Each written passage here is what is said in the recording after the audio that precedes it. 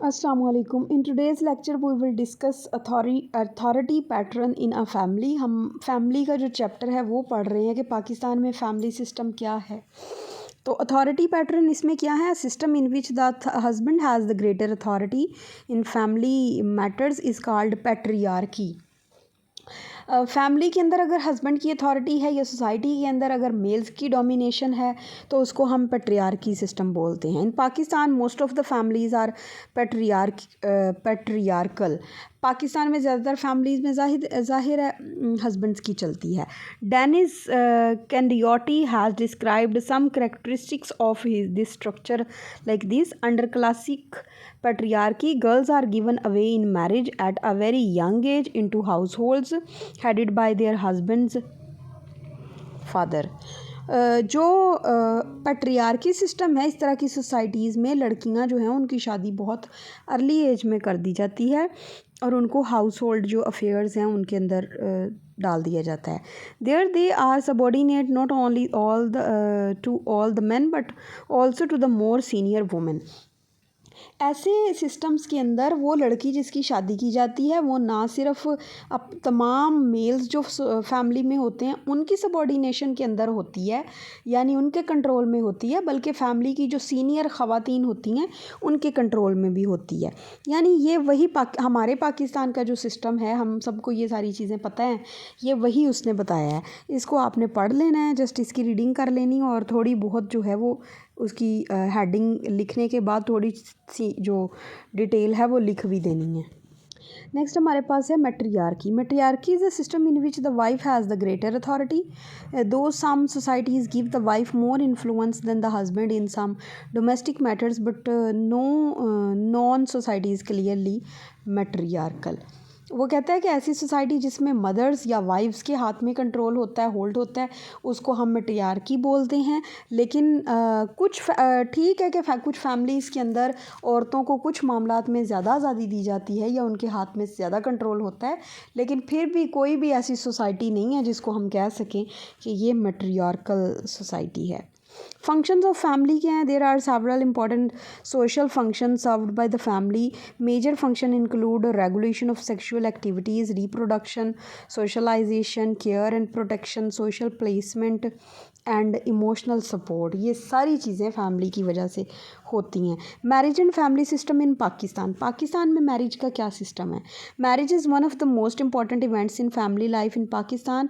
Its importance drives from religious, social and economic perspectives. मतलब पाकिस्तान की life के अंदर फैमिली लाइफ के अंदर मैरिज बहुत इंपॉर्टेंट है, या फैमिली की बुनियाद ही मैरिज से रखी जाती है और ये हमारे मज़हब की तरफ से है, हमारी सोसाइटी की तरफ से है और इकोनॉमिक इम्पोर्टेंस भी इसकी है। हम नेक्स्ट देखते हैं इसमें कौन सी चीज़ें हैं। इसके अंदर according to religion all man and women are required to marry and fulfil their sexual and creation needs within marriage. यानी इस्लाम में या पाकिस्तान के अंदर जो है हमारे रिलीजन के मुताबिक हर जो मेल और फीमेल है उनको शादी करके बाकायदा एक वेड लॉक में हो के फिर वो अपनी वो जो सेक्सुअल एक्टिविटीज़ हैं या जो भी इस तरह की रिप्रोडक्शन की जो एक्टिविटीज़ हैं उनको कर सकते हैं। Sexual relations outside the marriage are forbidden both by religion and law. हमारे कानून में भी और हमारे मज़हब दोनों में ही विदाउट मैरिज जो सेक्शुअल रिलेशंस हैं वो फॉरबिडन हैं, ममनू हैं। Socially marriage is a key feature of the kinship structure. जो मैरिज है ये ही एक फैमिली का स्ट्रक्चर रखता है। It strengthens the families social ties within and outside the immediate family. It can sometimes lead to an increase in social status if a person, man or woman, marries into a higher status family.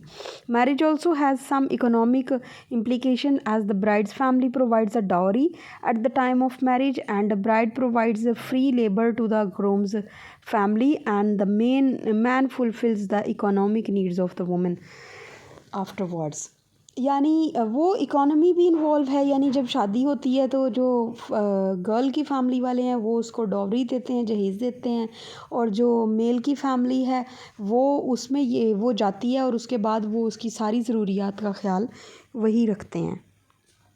Pakistan की जो marriages हैं वो parents arrange करते हैं। अगर हमसे पूछें कि compare and contrast the family system of Pakistan and West, तो हम ये बताएंगे कि पाकिस्तान में जिस तरह बाकायदा वेडलॉक होता है इस तरह से वेस्ट के अंदर नहीं है। वहाँ पे most of the time there are contractual marriages, ठीक है। और some time there is no paper marriage, without marriage they are living together. ये सारी चीज़ें हैं, उसमें बहुत सी उसकी बहुत सी वजूहात भी हैं कि वो लाइबिलिटी नहीं लेना चाहते या वो इस तरह से एक प्रॉपर चीज़ में फंसना नहीं चाहते, इस वजह से वो इस तरह के रास्ते अपनाते हैं। लेकिन पाकिस्तान में ये सिस्टम है। फिर इसमें जैसे हमने बताया था कि यहाँ पे जो है वो फैमिली सिस्टम ये है कि एक हस्बैंड वाइफ हैं, उनके बच्चे हैं और उनके पेरेंट्स भी हैं, यानी बच्चों के दादा और दादी वो भी साथ हैं, तो इसको हम फैमिली बोलते हैं। लेकिन वेस्ट के अंदर some time there is just a single parent with his और her children. Some time husband हो सकता है अपने बच्चों के साथ और सम टाइम सिर्फ वाइफ हो सकती है। ये बहुत कम देखने को मिलेगा कि दोनों इकट्ठे रह रहे हैं, साथ बच्चे भी हैं। तो फैमिली का पाकिस्तान का और वेस्ट का अपना जो है वो कंसेप्ट है। लेकिन पाकिस्तान के अंदर जो मैरिजेज़ हैं वो पेरेंट्स अरेंज करते हैं, ये नहीं है कि लड़की और लड़का ख़ुद से अरेंज कर लें। Not only women but man too have to obey their parents. सिर्फ लड़कियां ही अपने पेरेंट्स को ओबे नहीं करती, बल्कि लड़कों को भी उनकी फरमाबरदारी करनी होती है। Decisions about when and whom to marry, कि शादी कब और किससे करनी है। Paramount consideration for a good marriage is that the girl remains chaste and does not behave in a way which compromise her honor। यानी लड़कियों को इस तरह से कहा जाता है कि वो इस तरह रहें कि बस बिहेव इस तरह पोलाइटली करें, डेलिकेट मैनर में करें, अगर नहीं करती तो फिर उनको सही नहीं समझा जाता। Divorce through though allowed by religion and law is rare. अगरचे लॉ ने भी और कानून ने भी और रिलीजन ने भी इजाज़त दी है कि डाइवोर्स हो सकती है, लेकिन फिर भी डाइवोर्स के केसेस बहुत कम हैं। इवन फैमिली जो है वो प्रेशराइज़ करती है लड़की को, अगर बहुत सी चीज़ें बर्दाश्त करना पड़ रही हों या उसकी ज़िंदगी बहुत बदतर भी हो, तब भी उसकी फैमिली और उसकी सोसाइटी जो है वो उनको फोर्स करती है कि वो डाइवोर्स ना लें, और अगर वो लेती हैं तो उनको लेबलाइज़ कर दिया जाता है कि ये शायद ये ख़ुद नहीं चाहती इस तरह से सरवाइव करना। तो ये सारी चीज़ें हैं इसके अंदर। हाउएवर यहाँ पे क्या है जी, women are taught at the time of marriage that they should stay married, however bad it is until their death. औरतों से कहा जाता है जब उनकी शादी होती है कि भाई जितना भी बुरा हो आप लोगों के साथ, you have to stay married, आपको यानी वहीं पे रहना है। As divorce is considered shameful, क्योंकि डाइवोर्स को बड़ा शेमफुल, शर्मिंदगी का बायस समझा जाता है। Women sometimes put up with domestic violence which is considered to be a man's right. Some time लड़कियों के ऊपर बहुत सा जो है वो तशद्दुद भी होता है, लेकिन ये समझा जाता है कि ये हस्बैंड का राइट है, यानी वो उनको मार भी सकता है। Remarriage of widows and divorcees though encouraged in Islam is rare in Pakistan. हालांकि जो डाइवोर्स के बाद या अगर हस्बैंड की डेथ हो जाती या इसके बाद उसकी री मैरिज जो है, दोबारा शादी करना रिलीजन की तरफ से इजाज़त है, लेकिन पाकिस्तान में ये बहुत कम है। उसकी वजह वही है, फैमिली और सोसाइटी की तरफ से जो प्रेशर होता है। The relation of family institution to other social institutions.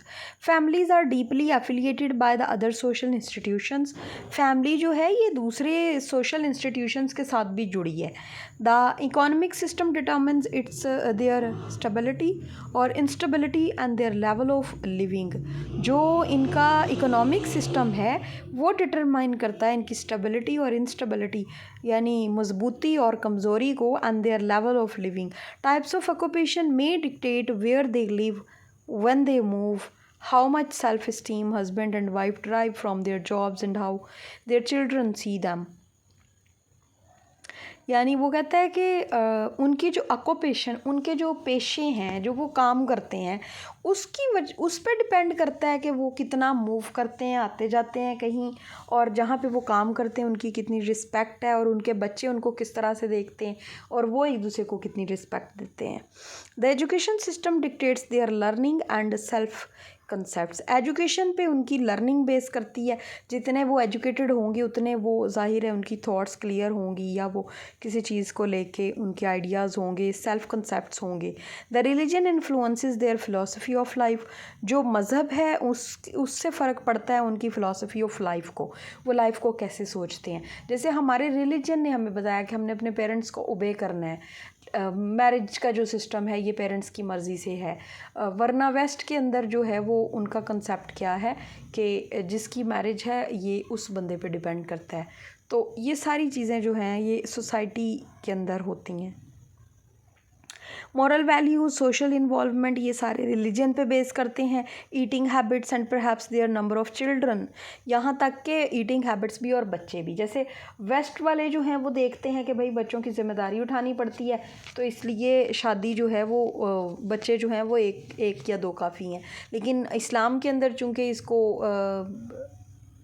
किया जाता है, प्रमोट किया जाता है कि आपके ज़्यादा बच्चे हों, तो इसलिए ये चीज़